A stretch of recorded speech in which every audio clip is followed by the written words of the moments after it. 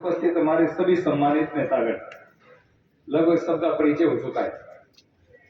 आप सब परिचित हैं, जानते हैं हम सब लोग। यहाँ उपस्थित इस क्षेत्र के सभी बहुत ही सम्मानित और जुझारू कार्यकर्ता साथियों, सबसे पहले तो आप सबको होली के इस पावन पर्व पर मैं बहुत बहुत बधाई देता हूं। हमारा जो भारतीय तिथि का वर्ष है वो चैत्र प्रतिपदा के दिन परिवर्तित होता है, तो हम अपना नया वर्ष उसको मानते हैं। वो 22 तारीख को 22 मार्च से परिवर्तित होगा। विक्रमी संवत और सृष्टि संवत जिसको हम बोलते हैं। तो मैं आपको नए साल की भी बहुत बहुत बधाई देता हूं, साधुवाद देता हूं। ये जो होली और दिवाली के पर्व हैं बहुत प्राचीन पर्व है। तो किसान के घर में नया अनाज आता है तभी दोनों त्योहार आते हैं। होली पर भी नया अनाज आता है और दीपावली पर भी नया अनाज आता है। आप देखते हैं होली के समय में हम जो या गेहूं को लेकर के उसकी बाली पहले होली में भून करके उसको खा करके, उसका अभिप्राय क्या है? ये होली की अग्नि यज्ञ का रूप है। हम कोई काम पहले यज्ञ में आहुति देते हैं, फिर वो भगवान का प्रसाद हो जाता है, फिर उसको भोगते हैं। ऐसे आप देखते हैं कि दीपावली पर हम गन्ने का पूजन करते हैं, मतीरे का पूजन करते हैं, वो उस समय के फल होते हैं और उसके बाद में ही फिर आदमी उसको अपने जीवन में काम में लेता है। ये दोनों त्योहार हमारे प्राचीन साहित्य में नव सस्येष्टि पर्व कहलाते हैं। सस्य कहते हैं अन्न को, और ये उत्साह लाने वाले हैं। किसान के घर में अनाज आएगा तो उसके पास साधन होंगे, तो व्यापारियों के पास भी साधन होंगे। ऋतु परिवर्तन होता है, मौसम बदलता है, पेड़ पौधे सारे नए पत्ते ले आते हैं, पुराने पत्तों को छोड़ देते हैं। तो मौसम की दृष्टि से भी हमारे जीवन में एक नई उमंग, नया उत्साह। इसलिए होली के दिनों में लोग डब बजा करके नाचते हैं, फाग के गीत गाते हैं।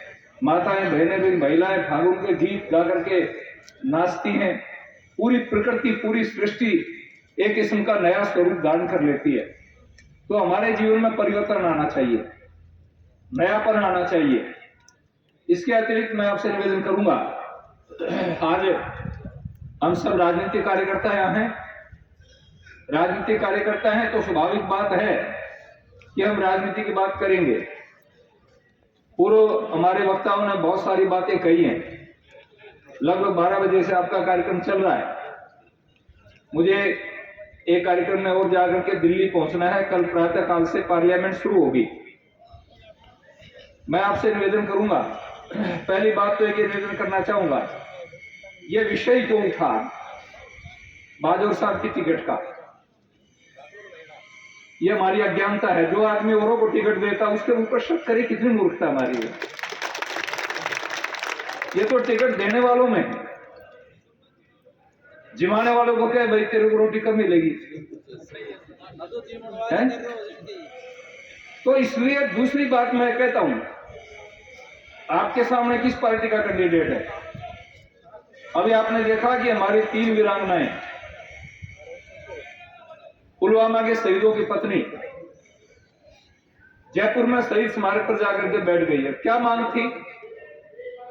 एक की तो ये मांग थी कि मेरे पति की मूर्ति लगा दो। जिस आदमी ने 1200-1300 मूर्ति लगा दी हो, उसके सामने एक मूर्ति नहीं लगा सकती जो सरकार वो टिक पाएगी क्या? आप सोचो, विचार करो। एक मूर्ति मांग रही है एक महिला, उसको रात को 3 बजे उठा करके हॉस्पिटल में एडमिट करा देते हैं। इससे बड़ी शर्म दुनिया में हो नहीं सकती। यानी इनको डूब कर मर जाना चाहिए जो लोकतंत्र की बात करते हैं। किसानों का आंदोलन चला, 1 साल तक दिल्ली को जाम रखा। उत्तर प्रदेश द्वारा हमारा GT road, Delhi road, Jaipur road, जहां बाजोर साहब के साथ भी अभद्र व्यवहार किया गया, लेकिन हमने लाठी मार के रात को उठाया क्या किसी को? लोकतंत्र उसको कहते हैं कि लोगों की भावनाओं का ध्यान रखते हुए मोदी जी ने तीनों बिल सम्मानपूर्वक वापस ले लिए, लेकिन ये बेशर्म लोग रात को 3 बजे उन 3 वीरांगनाओं को उठा लेते हैं पुलिस के द्वारा। 3 महिलाएं बैठी हैं, एक हमारा सांसद बैठा है, 20-30 आदमी और बैठे हैं और वो 3 महिलाएं अपने हक की बात करती हैं। एक तो 2 किलोमीटर की रोड मांग रही थी, ये कहते हमने ये सड़कें बना दी, सड़कें बना दी। तुम एक शहीद को 2 किलोमीटर की सड़क नहीं बना सकते, इससे बड़ी शर्म की बात क्या हो सकती है। वो पार्टी हमारे सामने खड़ी होगी आकर के, दम नहीं है किसी प्रकार का भी, लूट मचा रखी है, सब जगह भ्रष्टाचार के पूरे रिकॉर्ड तोड़ दिए हैं। दूसरी बात, अभी माने रामस्वरूप जी और उनसे पहले दूसरे लोग भी बात कर रहे थे राहुल गांधी की। हम तो भगवान से प्रार्थना करते हैं, भगवान ये राहुल गांधी बना रहे। जब तक राहुल गांधी है तब तक हमारी सेंटर की सरकार को तो खतरा है नहीं।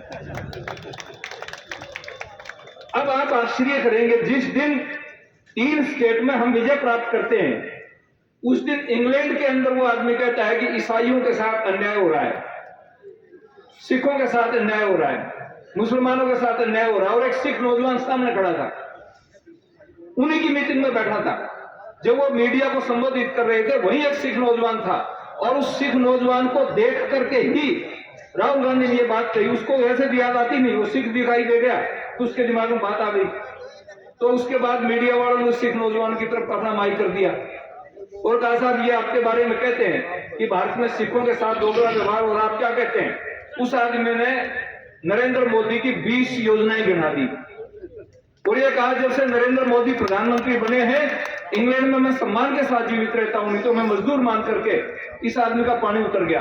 पत्रकारों ने कहा बोलो साहब राहुल जी, ये सिख नौजवान जिसको आप कह रहे हो कि सिखों के साथ दोगला व्यवहार किया जा रहा है, यह तो कहता है कि नरेंद्र मोदी के प्रधानमंत्री बनने के बाद इंग्लैंड में भी हम शान के साथ जीवित रहते हैं, लोग हमारा मान करते हैं, सम्मान करते हैं। आप कैसी बात करते हो? तो उसकी तो वही फजीती होगी। ईसाई, इन तीनों स्टेट की बात मैं करता हूं आपको, तीनों स्टेट में 70 से 80% ईसाई हैं। आप अनुमान लगा सकते हैं जो लोग कहते हैं नरेंद्र मोदी को अल्पसंख्यकों के साथ गलत व्यवहार करते हैं, 80 और 70% ईसाई 3 स्टेट में हो, वहां भारतीय जनता पार्टी का कमल खिल गया है। यह किसका कारण क्या है बंधुओं? आज आदमी पहले यह देखता है, आपने देखा अनाज फ्री गरीब आदमी को अभी मिल रहा है, 1 साल के लिए और एक्सटेंड कर दिया उसको। जो प्रधानमंत्री अन्न योजना लेकर के आए थे मोदी जी, कोरोना काल में शुरू की थी, उसको 1 साल के लिए फिर एक्सटेंड कर दिया। और उनकी लंबी सोच है। प्रधानमंत्री जी से जो लोग पत्रकारों ने पूछा कि साहब आप इसको और बढ़ा रहे हो, उन्होंने कहा कि हमारे पास अन्न के भंडार पड़े हैं पूरे, और ये अनाज भंडारों में पड़ा खराब न हो, किसी गरीब के पेट में जाए। मेरे किसान के पास भी भंडार की कमी नहीं है, हमें दोबारा किसानों का अन्न खरीदना है, भंडार फिर बढ़ जाएंगे, और ये जो अनाज हमारे पास पड़ा है ये गरीब के पास पहुंचना चाहिए। तो गरीब को अनाज दे रहे हैं, गरीब को मकान दे रहे हैं, उसमें भी पक्षपात हो रही है। हमारी पार्टी के जो कार्यकर्ता गांव में रहते हैं, गरीब है, जिनका हक बनता है मकान के लिए, जो बीपीएल परिवार में है, कांग्रेस के सरपंचों ने उनके नाम सम्मिलित नहीं किए ताकि इनको 1,65,000 रुपया नहीं मिले। यानी गरीब आदमी के साथ भी जो पार्टी अन्याय करती है, हर रोज मेरे पास शिकायत आती है, आज हमें मकान के अंदर पैसा नहीं मिला है, आज हमें खाद्य सुरक्षा में नहीं जोड़ा गया है, आज हमें चिरंजीवी योजना में नहीं जोड़ा गया है। और चिरंजीवी योजना में तो हमारे प्रदेश के उन लोगों के साथ में जो गरीब आदमी दूसरे स्टेट में जाकर के मजदूरी करते हैं। आप प्रधानमंत्री का जो आयुष्मान भारत योजना है, उसका कारण जिस भी व्यक्ति के पास है वो हिंदुस्तान के किसी कोने में जाकर के उस योजना का लाभ उठा सकता है, 5 लाख रुपए तक का इलाज करवा सकता है। लेकिन राजस्थान में आयुष्मान भारत नहीं दिया गया, उसके बीच में चिरंजीवी फंसा दी, और उसका परिणाम यह निकला कि जब आयुष्मान भारत आपके पास कार्ड नहीं है तो राजस्थान से बाहर अगर कोई राजस्थान का व्यक्ति कहीं रह रहा है उसको लाभ नहीं मिल सकता। तो हमारे देश के गरीब मजदूरों को, इस राजस्थान प्रदेश के उन गरीब लोगों को जो दूर जाकर के दूसरे प्रदेशों में मजदूरी करते हैं, नेमका थाना के हजारों लोग बाहर काम करते हैं, उनको उसका लाभ नहीं मिलता है। इसलिए चाहे वो प्रधानमंत्री आवास योजना है, भामाशाह की योजना है, उससे वंचित किया।